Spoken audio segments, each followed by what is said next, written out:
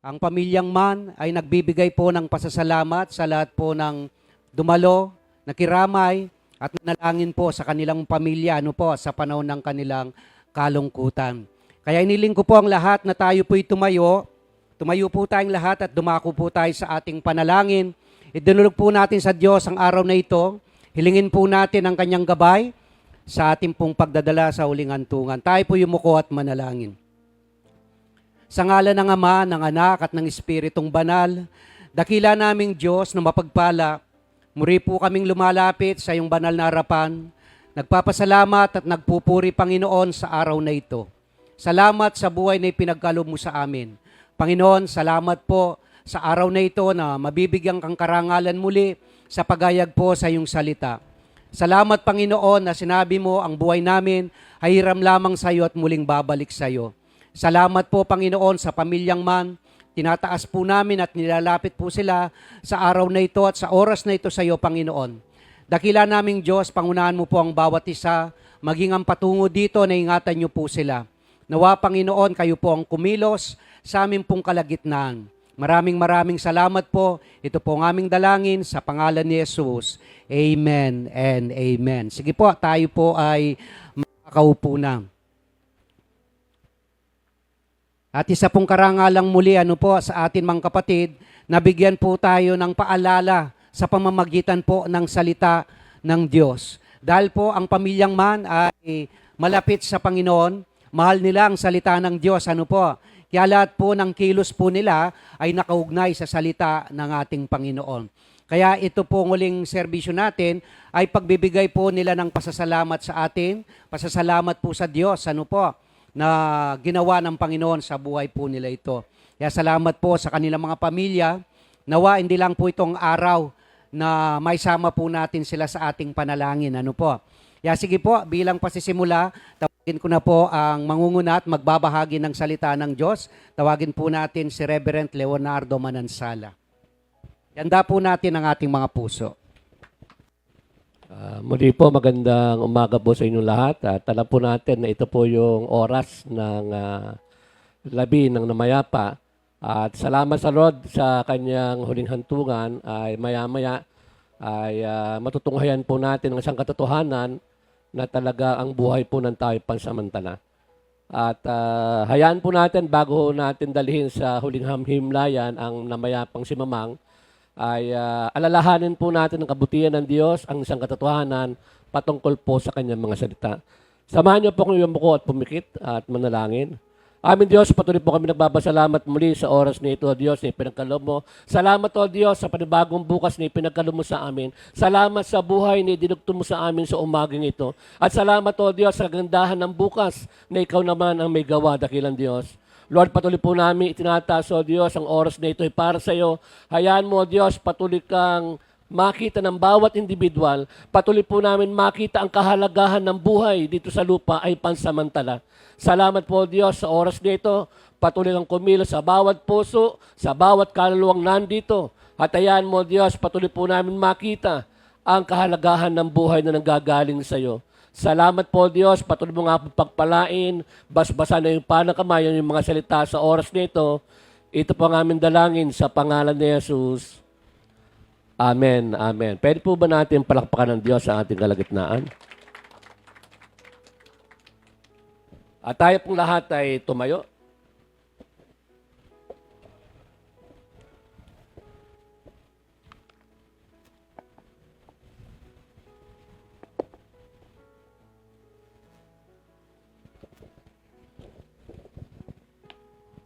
Meron lang po babasahin dito sa aklat ng Lucas.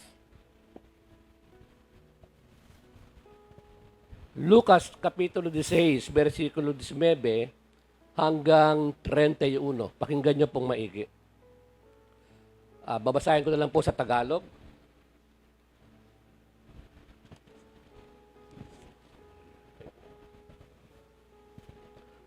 Meron ng isang taong mayaman at siya nagdarambit ng kulay ubi at masyalang lino at sa araw-araw ay makain ng sagana.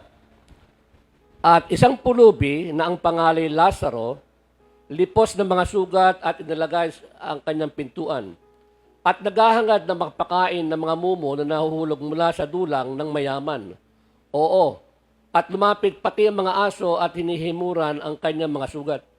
At nangyari na namatay ang pulubi at siya'y dinala ng mga anghel sa sinapumpunan ni Abraham at namatay naman ang mayaman at inilibing. At sa Hades na nasa mga pagdurusa ay itiningin niya ang kanyang mga mata at natanong naman sa malayo si Abraham. At si Lazaro ay nasa kanyang sinapupunan.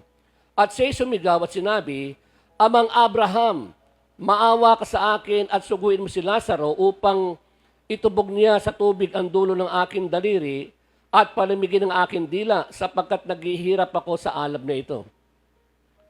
Dalabat sinabi ni Abraham, Anak, alalahanin mo na ikaw ay tumanggap ng iyong mabubuting bagay sa iyong pamumuhay at si Lazaro ay gayon din paraan ay masasamang bagay. Dadapat ngayon ay inaaliw siya rin at ikaw ay nasa kahirapan. At bukod sa lahat ng ito ay may isang malaking bangin na nakalagay sa pagitan namin sa inyo upang ang mga mag-ibig tumawid buhat din hanggang sa inyo ay hindi maaari. At gayon naman walang makatawid mula dyan hanggang sa amin. At sinabi niya, ipinamamalik ko nga po sa inyo, Ama, na saguin mo siya sa bahay ng aking ama. Sapagkat ako'y may 5 kapatid na lalaki upang sa kanila'y patutuhanan nila, baka pati sila'y mga parito sa daking ito ng pagdurusa. Dadapat sinabi ni Abraham, nasa kanila si Moises at ang mga propeta, bayaang sila'y pangkingan nila. At sinabi, hindi amang Abraham, dadapat kung ang isang mula sa mga patay ay makaparoon sa kanila, sila'y magsisisi. At sinabi niya sa kanya, kung di nila pakikinggan si Moises at ang mga propeta, ay di rin nila may hikayat sila kahit ang isang magbangon sa mga patay. Palakpakan po natin ang salita ng Diyos sa oras nito. At mga magulang ko at mga kapatid, napakahalaga po itong uling, pwede na ho tayong umpo. Napakahalaga po nitong ating binasa dahil makikita ho natin dito talaga ang isang katotohanan, na pagkatapos po pala ng kamatayan ay meron pong buhay. There is life after death. At dito sa ating binasa, makikita ho natin, dalawang uri ng klase ng pamumuhay. Meron pong mayaman at meron pong mahirap. Parang sa kapanahonan natin, meron pong mayaman at meron pong mahirap. Pero ang isang bagay po makikita ho natin, yung isang mahirap na ang pangalan po ay Lazaro ay grabe po yung kanyang kahirapan.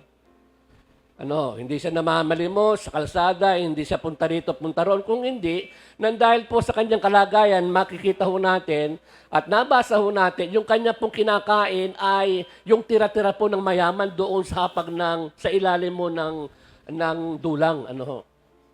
Dito makikita ho natin yung isang uri ng sistema ng pamumuhay ng isang tao na talagang napakahirap talaga. At makikita ho natin dito sa ating binasa kanina, yung dalawang uri talaga ng pamumuhay nasa karanyaan, at yung talagang nakita ho natin yung pamumuhay ng mayaman talagang sagana. Kumbaga, nasa sila comfort zone. Talagang yung pagkain, grabe, hindi lang baka, hindi lang tupa, kung hindi napakarami, talagang sagana. Pero isang katotohanan, mga magulang ko at mga kapatid, dito po, lalo na sa mga pamilyang naulila, makikita ho natin yung dalawang uri ng destinasyon. Pareso silang namatay, meron pong destinasyon na kanilang napuntahan. Yung isa ay nandoon po sa tinatawag na pagdurusa. At yung isa naman nandoon po doon sa tinatawag na Abraham bosom o yung tinatawag na paraiso. Isang katotohanan, tandaan po natin, bilang isang paalala ho sa atin, bilang encouragement sa atin, na sa kabila ho ng kahirapan, sa kabila ho ng kayamanan, ay hindi ho doon natatapos ang buhay. Meron po pala talagang huling hantungan ng tao. At nakita ho natin doon sa ating binasa, yung pong mayaman ay nandoon po sa dakong pagdurusa. yung tinatawag na impyerno. Ano ho? Yung impyerno sa kapanahunan, parang ano ho siya, parang ilog. Hindi pa ho siya yung tinatawag na lake o pari o yung dagat-dagat ng apoy. Lahat po ng namatay na walang kaugnayan sa ating Panginoon Kristo, doon po mapupunta. Ang tanong, Pastor, lahat ba ng mayaman ay pupunta sa impyerno? At lahat ba ng mahirap ay pupunta sa langit? Hindi po. Alam niyo po, hindi po basihan ang pagpunta po sa langit ang ating kalagayan sa kapanahunan. No? Hindi porke mayaman ka, pupunta ka na sa impyerno, hindi po. Ano? So makikita ho natin doon yung dalawang uri ng tao, kung paano po nila ginugol yung kanilang buhay dito sa lupa. At yung isa, makikita ho natin, binigyan din po rito ng ating Panginoon Kristo na yung talagang mahirap, alam niyo ho, yung mga mahirap lalo na ngayon, yung po nababalitaan natin, doon sa Lindol, sa iba't ibang lugar, makikita ho natin talagang yung kanilang pagtawag sa Diyos, lalo na yung mga nawalan ng bahay, namatayan ng mga kamag-anak, mga anak, makikita nyo ho rito yung talagang isang uri talaga ng paghibik, na nanggagaling sa puso, na talagang tumatawag ho talaga sa Diyos. Kinikilala ang Diyos talaga na, why, bakit ako pa sa gitna, At maaaring minsan, marami ho tayong mga problema sa ating mga buhay, lalo na sa kapanahunan, Dito po sa ating lipunan, masyadong magulo.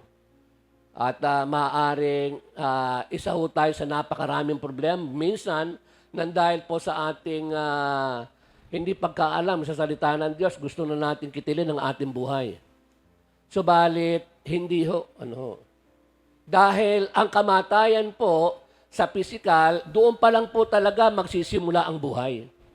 At nakita po natin dito, ako nagpapasalamat talaga sa oras nito dahil si Mamang, kapag nakakausap po namin siya ng mga pastor dito sa bahay dito, hindi pa ho ganito yung bahay noon, talagang nandun talaga yung kasigasigan. Kapag nadikit ang kanya, talagang word of God. Talagang salita ng Diyos at nandun po yung sigla, yung galak, word of encouragement. Kaya sabi ko, nung mabalitaan ko rin, bilang normal na tao, sabi ko, naiyak, sabi ko, talagang. Kaya lang po, hindi ho natin hawak yung ating buhay. Wala hong may hawak sa ating buhay. Kahit na anong oras, kahit na anong araw, kahit na anong buwan, kahit na anong taon, ay pwede hong kunin yung ating buhay ng Diyos. Pero makikita ho natin dito, yung kamatayan po pala ay hindi po siya yung katapusan ng buhay. Doon pa lamang po magsisimula ang tunay na buhay. Kaya nga po, napakahalaga sa ating pag-alala. Sa huling hantungan, makita ho natin, maunawaan natin ang kahalagahan ng buhay. Na hindi ho dito natatapos yung buhay ng bawat individual. Ito'y pasimula pa lamang po, doon talagang buhay na ipinangako ng Diyos. Alang sabi ho rito, there are two different destiny. Meron pong dalawang destinasyon ang pupuntahan po ng tao. At nakita rin ho natin doon yung meron pong pagitan. Meron pong bangin na nakapagitan, yung nasa impyerno ay hindi ho pwedeng pumunta doon sa paraiso. Alam niyo ho, yung tao, lalo na sa kapanahunan, napakaraming tinutuklas na mga paraan upang humaba ang buhay. Napakaraming tinutuklas na mga gamot upang halos hindi na mamatay, lalo na pag may pera. Napakarami yung tinutuklas ng mga tao ngayon sa kapanahunan upang sa kabilahon ng karanyaan ng mga mayaman, sa kabilahon ng kanilang kasikatan, ay ayaw na ho nilang mamatay lalo na pag may pera. Subalit isang katotohanan, hindi po natin pwedeng dugtungan ang ating buhay kahit na isang minuto. Hindi ho natin alam, yung ating buhay kung saan patutungo. Kung kailan tayo mamamatay, kung anong sakit natin, kung anong edad natin, wala pong nakakaalam. Subalit dito po sa ating binasa, isang katotohanan ang nagpapaalala ho sa atin, isang reminder sa atin na ang kamatayan po ay hindi pa ho yun ang katapusan ng buhay. At doon po sa ating binasa, makikita ho natin doon, sa binasa ho natin, na may talagang dalawang klaseng hantungan. At meron pong nakapagitan doon, ang sabi ho ron, ang sabi ho ng mayaman, amang Abraham, hayaan nyo si Lazaro na idildil yung kanyang kamay sa akin dila dahil naghihirap ako sa apoy na ito. No. Alam nyo, mga magulang ko at mga kapatid, sa ayaw po natin sa gusto, listen very carefully, ang kapahamakan, ang impyerno, ay hindi po yan kwentong balbero. Yun po ay isang totoong pangyayari na bawat individual, bawat isa sa atin ay nasa atin po ang pagpapasya. Alam ko, kapag tinanong ko kung yung lahat, sinong gustong pumunta sa langit, taas po ang kamay. Hindi ho ba? Ang tanong, sigurado ka na bang pupunta sa langit pagkatapos mong mamatay? Sumagi na ho ba sa isip natin pagkatapos natin mamatay, saan kaya ako pupunta? No. Ano kaya? Totoo bang may langit? Totoo kayang may impyerno? Ang sabi ho ng Bible, my son shall be perished because the lack of knowledge. Alam nyo, ang mga tao napapahamak nang dahil sa kakulangan ng kaalaman. Lalo na ho pagdating sa pananampalataya, sa espiritual nating kalagayan. At ang sabi ho ng Bible, kapag binasa mo ang Biblia, kapag kinilala mo siya bilang Panginoon at sarili tagapagligtas, ang sabi niya, ang katotohanan magpapalaya sa iyo. And you know the truth and the truth shall set you free. Kaya nga po dito, napakahalaga na atin makita, yung ating kinagisnan, yung ating kinamulatan, yung itinuro sa atin ng mga reliyon, na pag namatay ka, pwede kang ipanalangin ng mayaman, ganito ang gawin mo, para yung mga nasa impyerno, ay pupunta sa langit. Hindi po totoo yun. Wala pong katotohanan. Wala pong isang lugar na pahingahan na pag namatay ka ay pwede kang pumunta sa impyerno. Na kapag ipinalangin ka ng mahaba, kung ikaw ay nasa impyerno, pwede kang pumunta sa langit sa haba ng panalangin. Wala pong ganun. At dito nakita ho natin, hindi pwedeng pumunta. Alam niyo ho ba ang nangyari sa ating binasa?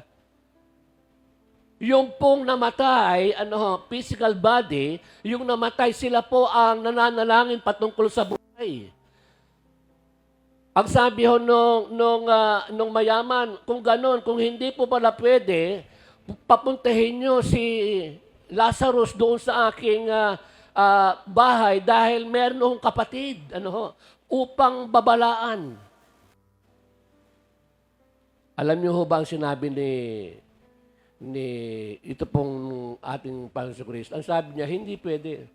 Ang sabi po ni Abraham, kung hindi nila paniniwalaan, mga kasulatan, maging ang mga propeta, kahit na ang isang patay ay maling mabuhay, ay hindi po nila paniniwalaan. Mga magulang ko at mga kapatid, nagpapasalamat tayo kay Lord dahil for how many years, maging sa huling hantungan ay ginamit po si Mamang upang tayo po ay makapakinig ng mabuting balita.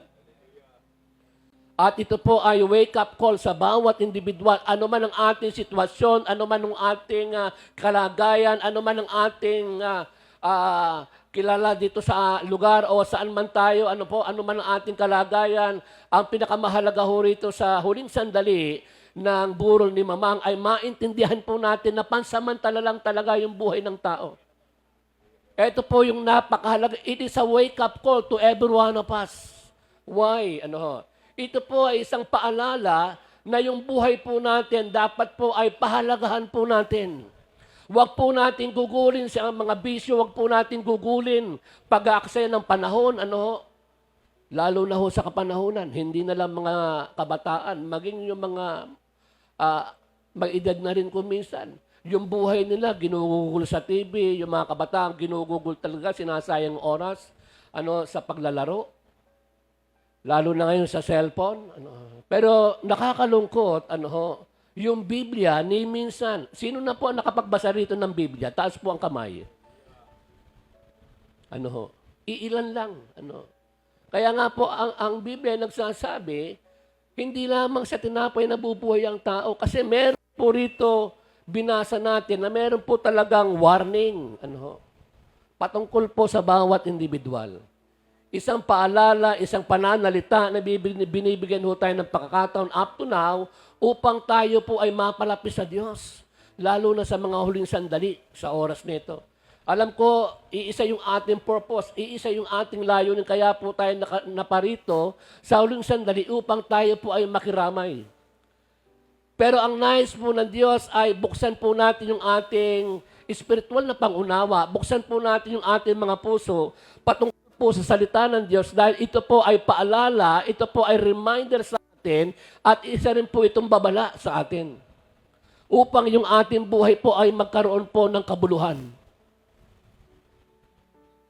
At napakahalaga po sa atin sa ating tinatalakay.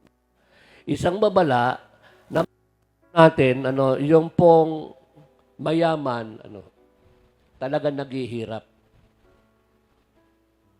Minsan kasi pagdating sa tao, yung normal na tao, minsan lalo na pag may pera, para bang wala na. Para bang yung isip ng tao ay palaging nandito. Alam niyo ang sabi ng 1 Corinthians, kung sa buhay ka lang aasa sa buhay na ito, ikaw na ang pinakakawawa sa lahat ng tao. Bakit? Lahat po ay pansamantala. Wala pong forever dito. Ang forever po, yung ating kaluluwa, pagkatapos po nating mamatay physically, nandun po talaga yung tunay na buhay. Pero ang sabi po ng ating Panginoon Kristo, pag binasa niyo po yung John chapter 14, verse 1 up to 2, ang sabi diyan, huwag kayong matakot. Pwede ba sabihin sa inyong katabi, huwag kang matakot. Alam niyo, pagdating sa kamatayan, napakarami hong takot. Lalo na pag may pera. Ang kamatayan ko minsan sa huling sandali, minsan ay pag pinag-usapan, ay wag natin pag-usapan ng kamatayan. Ang dami natin dapat pag-usapan. Wag muna ang kamatayan. Pag-usapan natin kung kailan tayo yayaman, kung kailan tayo sasagana, kung kailan tayo magkakamal ng salapi. Pero pagdating sa kamatayan, wag muna. Yung iba po, takot na takot mamatay. Pero dapat makita ho ng bawat individual, yung pong bagay na pinapangarap po ng lahat, yung buhay na wala hanggan, yung buhay na may kapayapaan, wala ka nang iniisip na problema, yun po yung dapat po natin maintindihan. Na yung buhay na walang hanggan ay mapapasa atin po kapag tayo po ay namatay physically. Kaya lang po, be sure, napupunta ho tayo sa piling po ng ating Panginoon Kristo. Ito yung pangarap ng tao. Hindi ho dito kasi, dito wala eh. Walang forever. Asawa, kapatid, sa ayaw mo sa gusto, maghihiwalay-hiwalay tayo. Pera, hindi mo madadala. Si King Solomon nga po, yung asawa niya sa Biblia, pag binasa niyo po ang asawa niya, 1,000. Siguro, sino may asawa ritong 4? Si King Solomon ay 1,000. Napakayaman niyang tao. Pero nakita ni King Solomon yung kanyang kayamanan, yung kanyang mga asawa, nung malapit na siyang kunin ng Diyos, ang sabi niya, life is meaningless under the sun. Walang kabuluhan ang buhay ng tao sa silong ng langit. Bakit? Nakita niya lahat ng pinundar niya, lahat ng pinagpaguran niya, ay hindi niya talaga madadala. Wala, kahit yung ating mga buhay, yung inyong kagandahan, yung aking kagwapuhan, hindi ko madadala ito. Wala, mawawala eh. Nung makita ko nung binata ko, ang puti-puti ko. Sabi ko, kasanting na lalaki. Gustong manyalamin ko, kasanting kang lalaki. Nung mag-asawa ko, unti-unti, kumukulubot, pero hindi naman gaano. Magandang lalaki pa rin, Pero naitanong ko, ang gana kawarik yan. Pero alam nyo, natuklasan ko nung nagbasa ko ng Biblia, doon po sa langit, kapag sigurado kang nasa langit ka, magiging baby face ka. Pwede ba natin palakpakan ng Diyos ng pangako?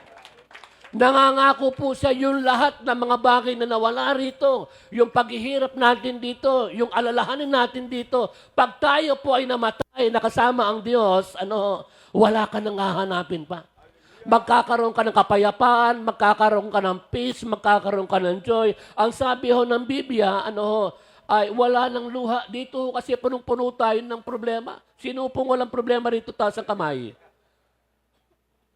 Pwede ba sabihin po natin sa ating katabi, normal ka? Kapag may problema ka, ibig sabihin normal ka. Iba't iba ho yung ating problema. Problema sa anak, problema sa asawa, problema sa tirahan, problema sa trabaho, napakarami yung problema dito. Pero salamat sa Diyos, meron pong inihanda ang Diyos na hindi ka na magkakaroon ng problema. At ang sabi doon sa John chapter 14, let your heart be not troubled. Believe in me and believe also in God. That in my Father's house are many mansions. Meron pong inihanda ang Diyos na lugar. Kanina ko pa tinitingnan yung ibang mga tao rito, kasi mahilig ako sa mga alahas Kasi nung binata ako, meron akong alahas, napakalaki. Minsan, lumalabas ako sa bahay, wala akong damit, nakaganyan ako para makita lang yung alahas. Lawen nyo ko, potang manyod ko sing-sing, potang ating kong kasabi, kanya nang nano yung kahit mo? Bangka makita lang, Pero alam niyo ho ba mga magulang at mga kapatid, doon po sa langit, yung 20 dito, 20K doon, at doon yung ginto, lalakaran mo lang. Pwede man sabihin mo sa yung katabi, sesela na kamo. Mamang problema kakikeng ginto, ananing kasulatan, eko magugublihanan. Doon po ay yung ginto ron ay nilalakaran. Pero ang sabi ho ron, dito po, lalo na pagdating sa kamatayan, huwag ho tayong matakot. Bakit? Ito po ay pasimula nung ay. Ito po ay pasimula upang tayo po ay makapiling ng Diyos. Sino nakakaalam nung awit na Kristo me teya sa Kapampangan, Kristo me beya, Kristo tatangya keng wakas ng panahon. Darating po ang Diyos, hindi natin alam. Maaaring bukas sa makalawa, dalawa pong inihintay talaga ng tunay na makikaugnayan sa Lord. Pero ang sabi niyo sa ating binasa, ang sabi ng isang alagad doon sa John chapter 14, Panginoon, hindi po namin alam kung saan kayo pupunta. Maaaring sa umaga pong ito ay marami ho tayong iniisip, hindi natin alam kung sa impyerno ba talaga o sa langit tayo pupunta. Maaaring meron pang pag-aalinlangan. Dahil gumagawa ka pa ng kasalanan. Alam nyo, 2,000 years ago, ang ating Panginoon Kristo pa ibinigay niya yung kanyang buhay sa atin. Kaya nga po, ang sabi ho sa banal na kasulatan, lumapit kayo sa akin, kayong lahat na napapagatan at nabibigitan sa inyong pasanit at bibigyan ko kayo ng kapahingahan. Come unto me, all you are weary and heavy laden, and I give you rest. Mga magulang ko at mga kapatid, ito ho yung time. Ano man ang mga sitwasyon natin, ano man ang mga problema natin, ito yung time na tayo po ay lumapit sa Diyos. At ang sabi, ang pangako po ng Diyos, bibigyan ko kayo ng kapahingahan. Ito na ho yung matagal na ho natin hinahanap. Maaaring napakarami na ho natin pinasukan ng mga reliyon. Maaaring napakarami na natin sinalihan upang maalis yung ating kalagayan, masamang bisyo. Pambababay, pagsusukal, paninigarilyo, pagmumura. Maaaring gusto na ho natin talagang magbago, gusto na ho natin i-give up. Pero ito po yung mabuting balita. Ang sabi ho ng Biblia, come, lumapit ka sa akin, ikaw na napapagal. Matagal na hong kumakatok ang Diyos sa atin. At ito ho yung time. Nagpapasalamat po tayo sa unang sandali dahil ginamit po yung buhay ni Mamang upang tayo po ay makapakinig ng salita ng Diyos. Huwag ho natin sayangin. Huwag ho natin pag-aksayan ng panahon yung mga bagay na hindi nakalulugo sa Diyos. Gugulin po natin yung ating buhay sa paglilingkod sa Kanya. Gaya ho ng ginawa ni Mamang. Every time, every minute, every hour. Kapag nagsasalita siya, puro Diyos. Katulad ho ng kanyang mga anak, to God be the glory. Kapag puro encouragement, walang discouragement. Bakit? Ito talaga yung buhay na nakaugnay sa Diyos. Ano? Walang masamang lumalabas, puro mabubuti. Dahil ang sabi ng Bible, for the abundance of the heart, not to speak. Ito yung napakabuti. Kaya nga po sa atin, isang challenge po sa atin, ano man po ang mga suliran natin, ano man ang mga problema natin, hindi aksidente nakapakinig po tayo ng salita ng Diyos. Isang bagay po, ang nais ng Diyos sa atin, bigyan tayo ng kasaganahan, bigyan tayo ng kapayapaan, bigyan po tayo ng buhay na walang hanggan. Tandaan po natin, hindi ho natin hawak yung buhay. Maaaring mamaya, pag iwahiwalay natin, maaaring mamayang gabi bago tayo matulog. Hindi lahat na natutulog, nagigising sa gabi. Nagigising sa umaga po. Hindi ho natin alam. Pero meron pong ipinangako ang Diyos, lahat ng, ang sabi ho ng Bible, I will never turn away anyone who comes to me. Ang lahat ng lumalapit sa akin kailanman ay hindi ka itataboy. At tayo po ngayon ay lalapit sa Lord. At tayo po ay magpapakumbaba sa Diyos sa oras nito. At sigurado po, be sure, na yung hinahanap natin kapayapaan, yung hinahanap natin joy, dito ho natin sa kanyang masusumpungan. Dahil siya po ang hari ng kapayapaan. At sisiguraduhin ko po sa inyo, your life will never be the same again. Hindi po magiging katulad ng dati yung buhay. Alam nyo, bago ako magtapos, ni sa panaginip ay hindi ko alam na mangangaral ako sa salita ng Diyos. Ako yung taong kapag hindi nakainom, hindi po ako makatulog. Ako yung taong pag tiningnan mo, talaga akala mo napakasiga. Sa lugar namin. Noong po kasing panahon ko, 1980s, isa po akong puser. Big time puser. Meron pong mahawak sa akin ng mga military. Pero salamat sa Lord, meron pong puso na naghahanap talaga sa Diyos. Gusto kong maalis ang bisyo, gusto kong mawala yung pag-alala. May pera ka, nag-aalala ka. May babae ka, nag-aalala ka. Kung hindi ka nakainom, hindi ka makatulog. Pero salamat sa Lord, ginamit po yung ganitong pangangaral upang ako po ay makakilala sa Diyos, katulad po ni Pablo. At ito yung time, mga magulang ko at mga kapatid, huwag ho nating sayangin. At sa muli, ang sabi ho ng Biblia, lumapit ka sa akin, ikaw na napapagal na bibigyan ng lupa at bibigyan ko kayo ng kapahingahan. Gagawin po natin, mananalangin po ako. Po kayo sa panalangin ng buong puso. Huwag napipilitan lamang. Ang Diyos po ay nakatingin sa ating puso. Tayo pong lahat ay mukhang pumikit, tayo po ay manalangin. Sumunod po kayo sa panalangin na ito. Panginoon Jesus, salamat po sa mga salita mo na aking narinig sa oras nito. Ako po ay lumalapit sa iyo. Buong puso. Tinatanggap kita bilang Panginoon at sariling tagapagligtas ng aking buhay. Patawarin mo po ang aking mga kasalanan.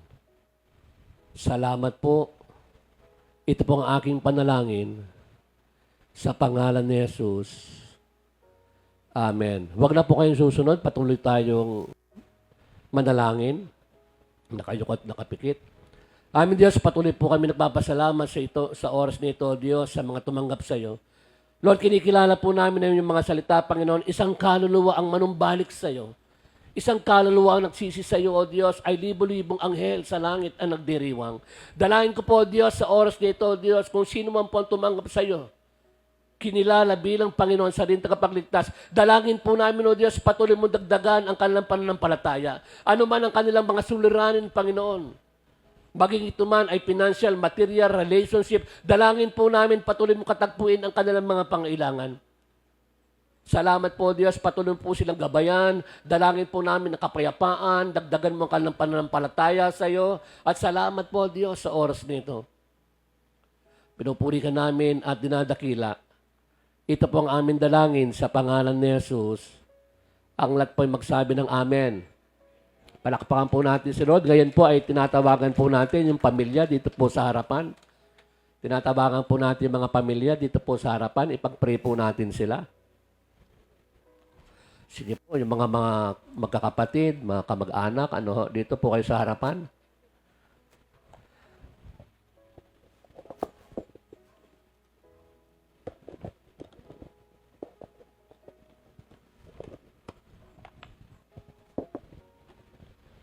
Tayo pong nandyan ay tumayo po tayo pong nandyan. Pwede po natin iunat yung ating kanang kamay sa kanila. Sige po, iunat po natin yung ating kanang kamay sa pamilya. Samahan niyo po ako yumukot pumikit, tayo po yung manalangin. Aming Diyos na makapangyarihan, salamat muli sa oras nito, Diyos. Lord, patuloy po namin itinataas, Panginoon, ang pamilya ni Mamang. Panginoon, sa gitna po ng dalamhati ng kalungkutan, dalangin po namin ang kasiglahan na nanggagaling sa iyo. Lord, dalangin po namin ang pangungusap mo sa kanila, Panginoon, na hindi po dito nagtatapos ang kanilang mga buhay. Kung hindi ito, Diyos, ay pasimula, patuloy, na lalo pa po silang mapalapit sa iyo. Dalangin po namin, O Diyos, sa kanilang pamilya man, Panginoon, sa kanilang mga anak, mga kamag-anak. Dalangin po namin, O Diyos, ang espiritu ng pagkakaisa. Ang espiritu ng pag-ibig na nanggagaling sa iyo. Ang espiritu, O Diyos, ng pagtutulungan. Ang espiritu, O Diyos, ng pagdadamayan sa bawat pamilya. Lord, dalangin po namin, Panginoon, patuloy ang pagbuklurin, Panginoon. Ikaw ang maging sentro sa pamilyang ito, O Diyos. At patuloy po nilang maranasan ang pag-ibig na nagagaling sa iyo. Kinikilala po namin, Panginoon, kung saan nandun na yung Espiritu ay may kalayaan. Lord, anuman tampuhan, anuman hinanakit, anuman sama ng loob, patuloy po namin kinakansila sa kanilang pamilya in the name of Jesus. Sa oras nito, O Diyos, to cut them, Panginoon, in the name of Jesus, Lord God. Patuloy po namin pinalalay sa pamilyang ito ang inggitan, ang tampuhan, sa pangalan ni Jesus. At dalangin po namin, O Diyos, ang espiritu ng pag-ibig na nanggagaling sa iyo. Patuloy mo pong isilid sa kanilang mga puso. Patuloy po silang lumago sa pagkakilala sa iyo. Patuloy mo rin po silang bigyan ng kauhawan sa iyong mga salita. Kauhawan sa pakikinig na iyong mga salita. At higit sa lahat, dakilang Diyos, kauhawan upang ganapin nila ang iyong kalooban. Lord, patuloy po namin silang itinatalaga sa iyo sa oras nito. Sa pangalan ng Ama, ng Anak at ng Banal na Espiritu Santo. Amen. Amen. Palakpakan po natin si Lord sa kanilang mga buhay. At salamat po sa oras nito. Sige po, tayo po makakaupo na. At napakabuti yun ng Diyos sa atin. Alam niyo, kanina pa man ay nararanasan natin yung espiritu ng pag-ibig. Nawa ho sa umagang ito ay makita ho natin ang kahalagahan ng buhay. Muli po tayo pong lahat ay mukhang pamikit. Amin Diyos, patuloy po kami nagpapasalamat. Panginoon, sa gitna po ng kahapasan ay nandun ang kagalakan na nanggagaling sa iyo. Dahil alam po namin, O Diyos, na ito ay napakahalaga sa iyong paningin, dakilang Diyos. Ang mga tao nagsuko sa iyo. Ang mga tao na numbalik sa iyo. Ang mga pamilya nagkakaisa ay napakahalaga sa iyo, Diyos. Ang aming pong dalangin sa oras nito, Diyos, patuloy kang manguna sa aming kalagitnaan. Maranasan namin patuloy ang pag-ibig na nanggagaling sa iyo. Salamat po, Diyos, sa iyong banal na Espiritu Santo, na lagi nagpapaalala sa amin, na lagi nagre-remind sa amin, O Diyos, upang patuloy po namin ganapin ang iyong kalooban. Lord, dalangin po namin, O Diyos, sa oras nito. Hayaan mo, Diyos, patuloy kang manguna sa aming kalagitnaan at sa mga nalalabay pa pong oras na paghihimlay sa huling hantungan ni Mamang, dalangin po namin, O Diyos, patuloy po namin masilayan ang kabutihan mo sa gitna ng kalungkutan, Panginoon. Salamat po, Diyos, sa oras nito. Patuloy po namin ibinabalik sa iyo ang lahat ng papuri at pasalamat. Ito po ang aming panalangin sa pangalan ni Jesus. Amen. Amen. Palakpakan po natin si Lord sa kalagitnaan. Praise the Lord. At magandang umaga po sa inyo lahat.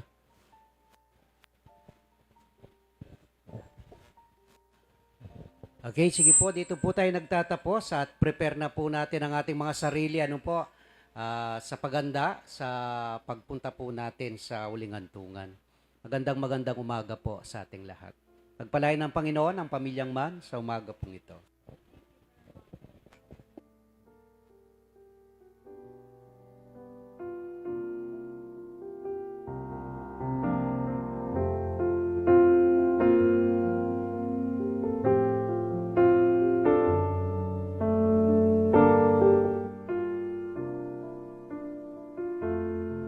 Tunay pong Hello. Tunay po kami nagpapasalamat sa lahat. After we've been in the cemetery laying my mother's remain, we are inviting you to come back here para mag-celebrate po tayo rito. Kakain po tayo. We have a feasting right after po, no? So, thank you so much po. It should be in order right now. Yung may mga wala pong t-shirts dyan, it's free. Welcome po, Pastor Libunao. Kuha po kayong t-shirts dyan. Yan, yung River of God po. We acknowledge their presence. Thank you po, yung mga friends and everything. Ganun lamang po. And thank you so much, Pastor Libunao. Okay, thank you. Thank you po. Pastor Salagin.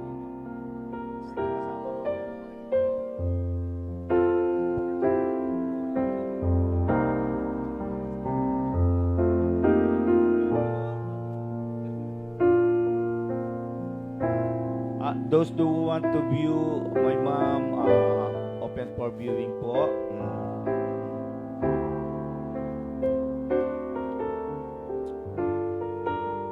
Hallelujah, Lord. Thank you so much, Lord. Thank you for your kindness. Thank you for goodness. You are coming so close and you're preparing us, oh God, that each and every one of us, oh God, will be ready, Lord, the mansion that you have prepared, oh Lord. Thank you so much, oh God.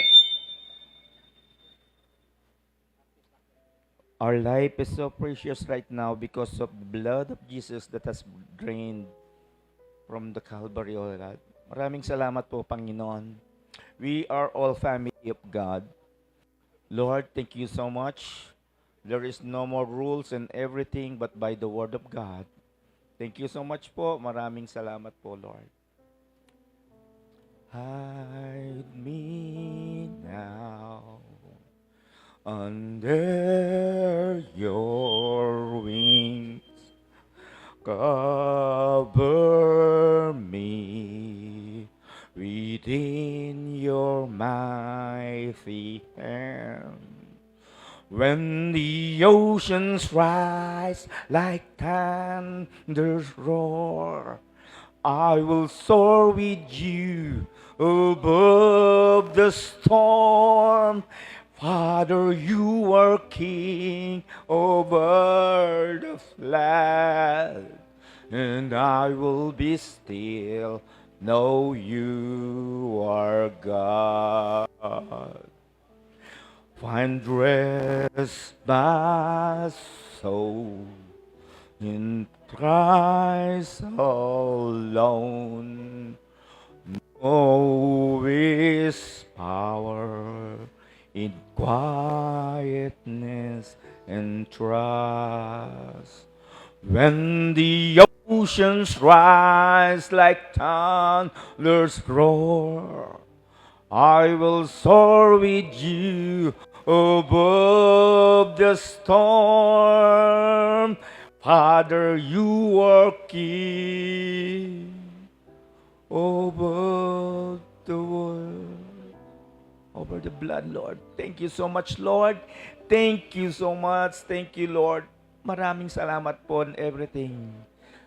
And I will be still, know you are God. Thanks to the God of our Father, Lord. God, thank you so much for you give us victory to sin and death through our Lord Jesus Christ.